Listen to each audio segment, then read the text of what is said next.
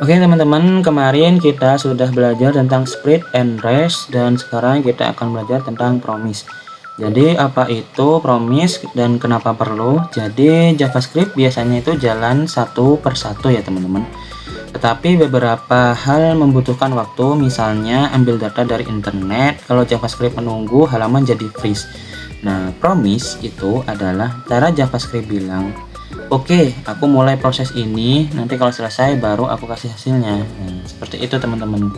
Jadi promise ada 3 kondisi, yaitu pending atau sedang proses, kemudian full file berhasil, kemudian reject atau gagal. Dan analogi sederhananya itu seperti apa? Misalkan kamu pesan makanan online, kemudian merchant bilang, oke, pesanan diterima. Nah, maka statusnya pending teman-teman. Lalu ada 2 kemungkinan, makanan sampai atau restoran tutup. Nah, selama nunggu kamu tetap bisa ngerjain hal lain. Nah, itu adalah analogi sederhana dari promise. Dan kita langsung contoh ke kode programnya teman-teman. Dan di sini saya membuat cons, kemudian analoginya pesan makanan tadi ya teman-teman. Kemudian new promise. Nah, seperti ini, kemudian resolve reject. Nah, seperti ini, kemudian our function cons restoran. Nah, seperti ini. Nah, nanti kita coba ganti false ya teman-teman. Kemudian set timeout, kita keluarkan nilai timeoutnya. Nah, parameternya di sini kosong ya teman-teman, parameternya kosong.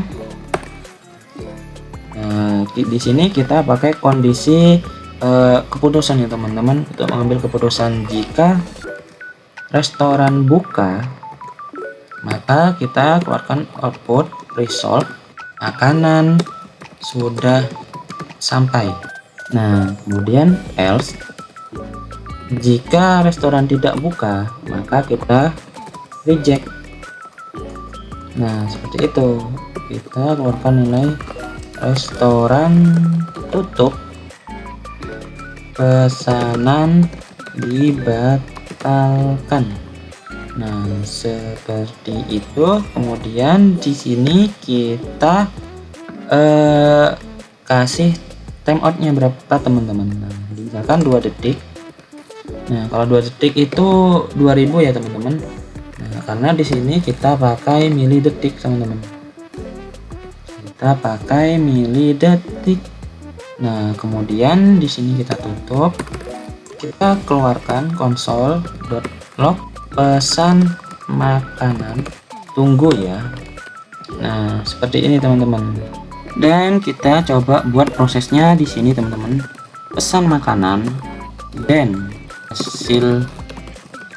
hasilnya konsol, kita keluarkan output hasilnya ini di sini. Nah, seperti ini. Kemudian catch error. Kalau error kita keluarkan console.log error, kita keluarkan error kalau error. Kemudian kita buat finally. Kemudian di sini parameternya kosong ya teman-teman. Kita langsung keluarkan output console.log proses selesai. Nah, seperti ini. Kemudian di sini kita keluarkan lagi console.log ini jalan duluan sementara nunggu. Nah, kita rapikan. Sudah rapi ya teman-teman, dan kita coba cek outputnya seperti apa. Dan tadi outputnya ada delay ya teman-teman, pada saat ini jalan duluan sementara nunggu. Nah, di sini tadi delay selama 2 detik. Nah, di sini saya jelaskan ya teman-teman. Di sini saya membuat promise ditandai dengan kata new promise. Jadi ini membuat promise Kemudian di sini ada parameter resolve dan juga reject. Kemudian di sini ada variabel yaitu restoran buka dengan nilai true. Jadi ini adalah analogi sementara untuk menunggu ya teman-teman, pakai set timeout. Jadi ketika restoran buka sama dengan true, maka kita kembalikan atau kita keluarkan output resolve, makanya sudah sampai. Kemudian kalau tidak buka atau false, maka di sini reject, restoran tutup, pesanan dibatalkan. Kemudian kita disuruh menunggu selama 2 detik. Kenapa di sini 2000 tulisannya? Karena di sini 2 detik itu adalah 2000 milisecond teman-teman. Nah, seperti itu. Dan untuk log pertama yaitu kita mengeluarkan output pesan makanan, tunggu ya. Dan kemudian kenapa ini dijalankan duluan teman-teman?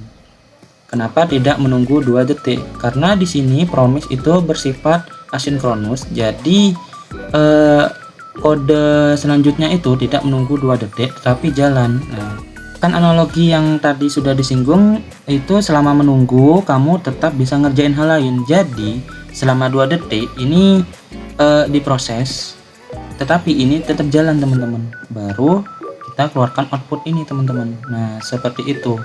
Dan ini apa? Jadi fungsi then itu mengeluarkan hasil untuk berhasil, sedangkan catch itu mengeluarkan hasil untuk gagal teman-teman.